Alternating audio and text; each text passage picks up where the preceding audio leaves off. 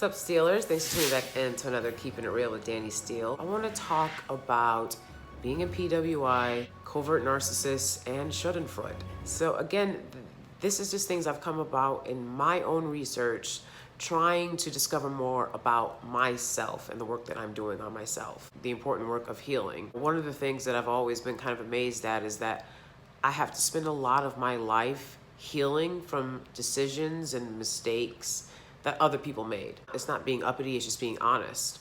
These aren't my mistakes that I'm doing the work of healing from. The trauma that was inflicted upon me as a child, as a teenager, as an adult. I didn't do that to myself. And there's things that you can do to yourself. As I mentioned in the other video, I was also cheek biting a lot throughout those years. And a lot of that was because of the trauma and stress and anxiety that I was going through without any substantial emotional support system. In that way, I was hurting myself. We can definitely be hurting ourselves, and I had to learn and do the research to undo that. But the reason I was doing that was because of other people's mistakes. I'm sorry, not sorry, you know? And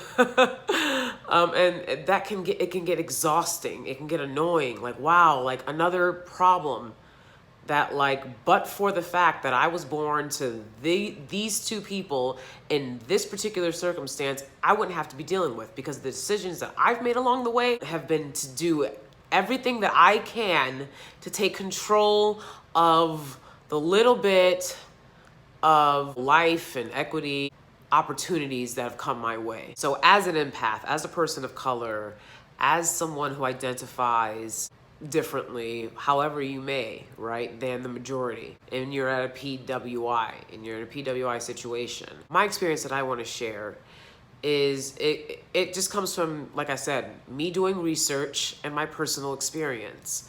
I don't have any feelings about anybody that's not in my life. So, but if you think for 1 second that you were in my life and I'm never going to talk about my experience with you, you're out of your mind. I have to make videos. I'm trying to make 3 a week. So why not use y'all as a prime example? And the people that I've met are prime examples. I've met a lot of hypocrites. I've met a lot of abusers. I've met a lot of narcissists. And these are great stories to share with people, to learn from. I essentially was in foster care until I was 21 years old. I was a ward of the state. I worked 3 on-campus jobs, and I worked off-campus for a time as well. I did everything I could to make enough money for myself. It's not enough.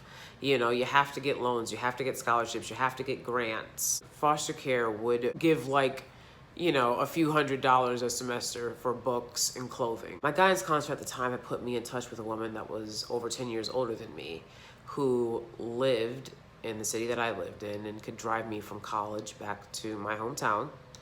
The Rock, what's up? And I hadn't had that until that point. And she was very nice. She was very gracious. She would wait. She would listen to what I had to say. But as time went on, and I'm getting older, I'm not 19 years old, there was still a sort of a condescension in tone and kind of just attitude overall. As time went on, it was like, wow, you should be really grateful that I'm in your life. You should be really grateful that, like, grateful for what? Like, I'm just as grateful for you as you are to me. And it don't look like you're very grateful for me at all. This thing that I thought was kind of going to be an older mentor friendship, she would tell me, oh, like, you're like a sister to me. And I'm like, a sister? You know how hard I go for a sister? You know what I'm saying? You know how hard I go for somebody that's saying that we are sisters? She used that kind of rhetoric and that kind of language. I can't tell you if this person is a narcissist, a covert narcissist, but I can tell you I feel like there was some Schadenfreude involved. And if you want to know what Schadenfreude is, go ahead and check it out right here. It's a German word that doesn't have an English word translation, but it means someone deriving pleasure from your pain. As someone that comes from a unique experience, I found the people that seemed genuinely interested in my life experience were kind of doing that to me. And that was throughout my college years. I went to undergrad, I went to grad school. You know, I remember there was my last years in school, there was a woman who would be like, oh, tell me about foster care. Like, tell me about your dead mother. Tell me about all these, like, crazy, horrible things have happened to you. I find out that she, you know, had party or had a gathering, and she wouldn't invite me to those things because she didn't want other people, she didn't want me taking any attention away from her. But give me all of this pain and trauma, rehash that up. You know, this older woman did the same thing to me, and they were both white women that have parents, that had parents, that have parents. I don't understand how people with parents can treat somebody who has nobody like a pawn piece for your amusement. Because that's what happened. I would walk away from these experiences feeling like a lot worse. I never felt good interacting with these people afterwards because I always felt like they're just making me rehash my trauma and then telling me call the suicide hotline or, you know, go see a therapist or like what? Like, bitch, I could write in a diary and go do that. Oh, and so at the end of the day, people are not interested in the experience of the descendants of American chattel slavery. That's a fact. They don't expect us to be in these PWI spaces, and we usually aren't. And when we are, and I'm not talking about, I'm sorry, I told y'all, suburban blocks. Y'all see how the suburban blocks go. It's a lot of blue check Twitter with that.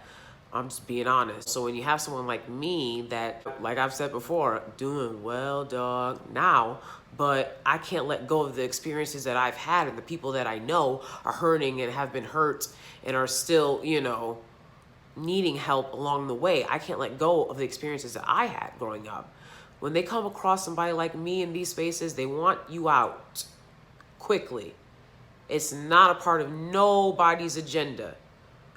Left, right, left, right, left, right. It don't fucking matter.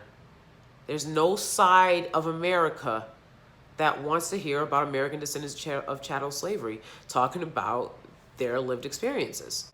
Because it's a lot of racism and it's a lot of hypocrisy. As I said in my previous video, do not overshare. Watch out for people that seem to always want you to rehash trauma, but they never have anything of value to offer you. They told me that they named their child after me, right? My name is Danie, Danielle, right? The child, she named her daughter Daniela. And my sister said, like my husband said, everyone around me was like, she didn't name her after you. Your name is Danielle. The girl's name is Daniela. Like, anybody that knows Danielle's or Daniela's knows that you don't ever want to conflate the two. Like, you just don't want to do it. And you also have to watch out for people like this making themselves your prime support system. She was insistent that, you know, she would say, I'll call you every day. I'll call you every week. You know, why would you make promises like that and then sigh and huff and puff when and if you have to deliver, or think that you're some white savior, Mother Teresa, Princess Diana, because you did what you said you were going to do for a teenage girl or a girl in her 20s who doesn't have parents? A large part of this that I want to make clear is that I definitely see something wrong with people treating other people's children the way they would never want their children treated by other people. And then they'll turn around and be like, well, she's not grateful for the CDs. You know, it's just, it's sick to me. I don't get it. So I would feel like, you know, yeah, I don't need to worry about my relationships with these other people because this is such a great support system for me that actually is listening and cares. But that wasn't the case. There was no listening and caring. It was only just enjoying watching me rehash my trauma, kind of parading me around town, I guess, to be like, look at me, right? Look at how I'm helping this little black girl. And I would say, why do people act like, you know, anybody that's ever had social worker knows social worker, you know, social worker tease. I mean, why do people act like you're my social worker? Like, we're friends, you know, we're equal. And she'd be like, yeah, like she wasn't feeling that shit at all. I remember her husband was very rude and passive aggressive. I went over to her house once to give her a gift. She had a child. I went to give her and the child a gift.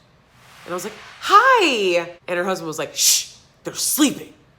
You know, and it's like, wow, I couldn't imagine my husband being passive aggressively rude to one of my friends, and I don't understand that that's happening. And I set the gift down and I kept it moving. You know, I didn't even give it to him. I put it down, like, you know, near their mailbox and kept it moving. Because, you know, I remember at one time I left a job, a nannying job, because the man was rude. And I was like, you be rude to that bitch, but you're not gonna be rude to me. I explained to the woman, like, your husband is rude, borderline creepy. That's why I'm quitting. And she's like, well, why didn't you tell me? Bitch, you married him. What do you mean? Why didn't I tell you?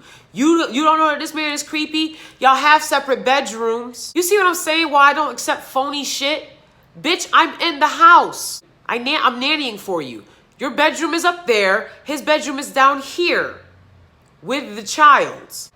When he comes home, he's running up to the child, Sam, and not looking at me whatsoever, not acknowledging my presence. I just watched your kid for the last 4 hours. I just cleaned your kid up and gave them dinner and helped them with their homework. And all you've got is, hey, Sam. Hi, I'm here too. And I'm not going to explain to a grown-ass woman that your husband is rude. Bitch, you know what your husband is. Get out of here. You know, she used to work with children of color, and she was like, oh, I hate this work. I hate this work. I don't want to be here. I don't want to do this work anymore. And, you know, I don't know what went on there personally, but it's like, damn, you don't want to help kids anymore?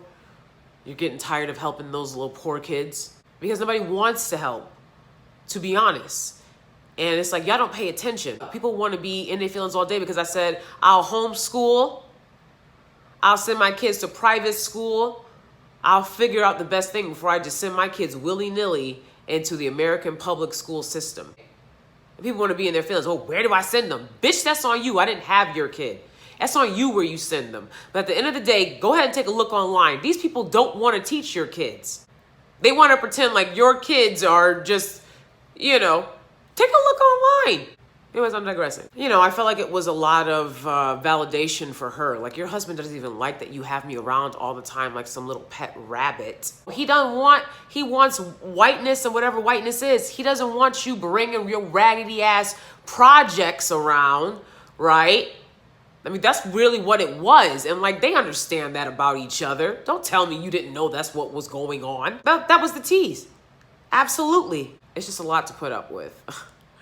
As a black woman, as, you know, FBA, descendant of American chattel slavery, as an empath, dealing with narcissistic personalities my entire life, covert narcissists, Schadenfreude, people are really attracted to my strength and they want to suck it up. And it's shady as hell to do anything to a fucking friend. Anybody that knows me can call me right the fuck now. You know what I'm saying? It's shady as hell to do anything to a friend. And then that's just the last that you fucking, you know, I had another bitch do that shit too. You know, it was like, she's like, don't contact me. Don't contact you what, bitch? Did I fuck your man? You don't have one. What the fuck do you mean? Don't contact you, bitch. We just been contacting each other for years. All of a sudden this don't contact me. Bitch, you out of pocket. That's why I was contacting you. You out of pocket. If you're a friend, you'll fucking listen. And that was another wannabe suburban block. They don't know how to act. She enjoyed all the attention and shit that came along with me for all those fucking years. But as soon as you call them out on their behavior towards you, you'll never hear from them again. You'll never hear from them again. Think it's a game. Give it a try. Go ahead and talk about racism.